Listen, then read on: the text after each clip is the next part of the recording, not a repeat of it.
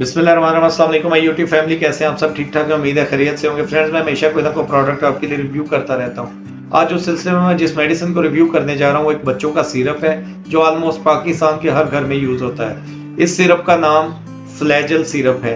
ये 200 मिलीग्राम पर 5 ml इसमें पाया जाता है। इसके अंदर पाई जाने वाली जो दवा है वो मेट्रोनिडाजोल है। ये एक वेल नोन ब्रांड है और इसको मार्केट कर रहे हैं सनोफी फार्मास्यूटिकल इंटरनेशनल, एक मल्टीनेशनल कंपनी है। प्राइस इसकी मैंने ऊपर मेंशन कर दिया, नीचे मैं डिस्क्रिप्शन में भी इसको लगा दूंगा। ये दवा क्या है, इसके फ़ायदे क्या हैं, इसके मुज़र असरात क्या हैं, इसको किस हमने टेम्परेचर पे स्टोरेज इसकी करनी है, इसकी डोजेज क्या है। एंड तक वीडियो में जुड़े रहिएगा ताकि आपको डिटेल के साथ पता चल सके कि इस दवा के फ़ायदे नुकसानात क्या हैं। और अगर कोई वीडियो से रिलेटेड आपको कोई भी क्वेश्चन क्यूरी हो तो आप मुझे कमेंट बॉक्स में टैग कर सकते हैं, मैं उसका रिप्लाई करूंगा। सो इंट्रो काफ़ी लंबा हो गया, चलते हैं वीडियो की तरफ। सो फ्रेंड्स, चलते हैं इसकी प्राइमरी इंडिकेशन की तरफ। तो इसकी प्राइमरी इंडिकेशन कुछ इस तरह से है कि फ्लैजल सिरप एक एंटीबायोटिक खासियत रखने वाला सिरप है और साथ ये एंटी प्रोटोजोल खासियत रखने वाला भी सिरप है।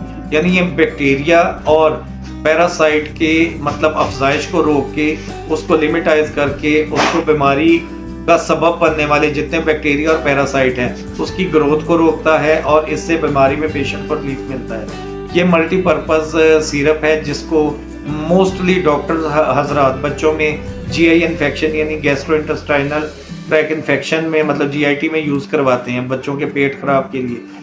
फ्रेंड्स, ये अक्यूट अल्सरेटिव जिंजिवाइटिस के लिए है। उसके बाद यानी मतलब मुंह की बहुत ज़्यादा अगर आपको इसमें अल्सर हो तो उस सूरत में भी दिया जाता है। आपको दांत के इन्फेक्शन के दौरान भी दिया जाता है। उसके अलावा ये रीढ़ की हड्डी, फेफड़ों, दिल और वजाइनल इन्फेक्शन में भी ये यूज़ करवाया जाता है। ये मल्टीपर्पज़ दवा है। बेसिकली बच्चों में ये ख़ास करके जीआई में इस्तेमाल करवाया जाता है ताकि बच्चों में जो मतलब बैक्टीरिया का इन्फेक्शन ग्रो हो रहा होता है या पैरासाइट का इन्फेक्शन, तो उसको ये बतौर एंटीबायोटिक और बतौर एंटी प्रोटोजोल दवा के तौर पे असर करके उसकी शिद्दत को कम करके पेशेंट को इंस्टेंट रिलीफ देने के मतलब काम आता है।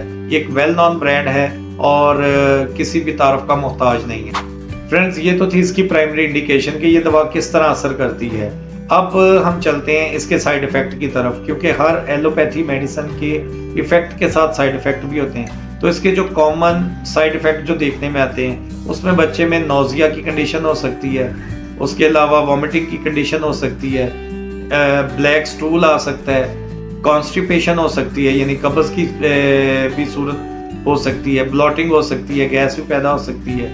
ये कुछ मतलब ऐसे रेयर साइड इफ़ेक्ट हैं कि ये नहीं कि ये सिरप देंगे तो आपके बच्चे को लाजमी होंगे, लेकिन अगर ये देने के बाद इस तरह के साइन एंड सिम्टम्स शो करे बच्चा तो इसको वहीं पे स्टॉप करके अपने कंसल्टेंट से आपने रिव्यू करना।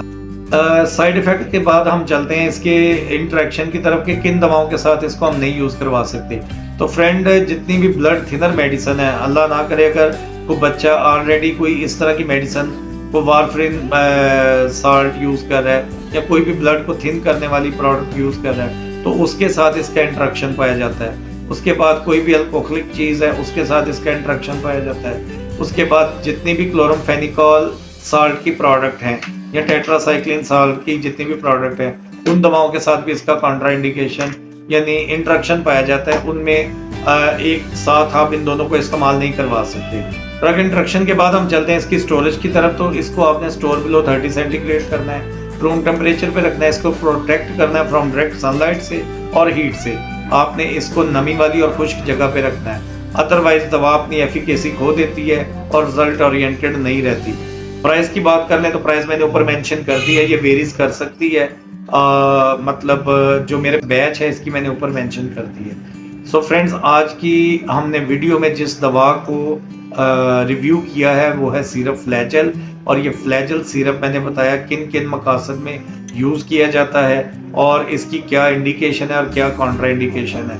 वीडियो अगर अच्छी लगी हो तो इसको लाइक, शेयर और सब्सक्राइब मस्ट किया करें। और वीडियो से रिलेटेड अगर आपका कोई क्वेश्चन को क्यूरी हो तो मुझे आप कमेंट बॉक्स में पूछ सकते हैं। आइंदा किस मौजू पे वीडियो बताएं उसकी भी आप सजेशन दे सकते हैं। अपनी दुआओं में याद रखिएगा। शहजाद हुसैन ऑफिशियल। अल्लाह हाफिज़।